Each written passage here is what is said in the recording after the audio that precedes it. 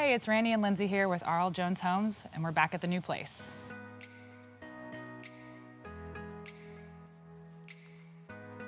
We're a few months into our renovation and we are getting closer to the finish line every day.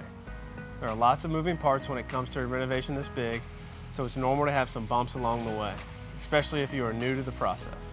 We've almost completely gutted this 1940s duplex into a home that will fit our family's needs and still function as a duplex in the future. We've refinished all of the hardwood floors, painted everything, replaced all doors and windows, added a new HVAC system, installed entirely new kitchens and bathrooms, and created a backyard space that we can enjoy. We continue to be reminded how important it is to plan ahead and work with experienced contractors. To start, we created a plan with a timeline and a budget that we know will change as the project goes on, but it's a nice tool to make sure everyone is on the same page. We also can't stress enough how important it is to hire the help of a professional to get the job done right. Rather than asking yourself, how am I going to get this done? Try reframing it by asking, who could get this done, or who can help me get this done? Once you find yourself spending long hours on YouTube, extra money on tools and materials, and lots of headaches and missteps, it probably isn't worth it in the long run.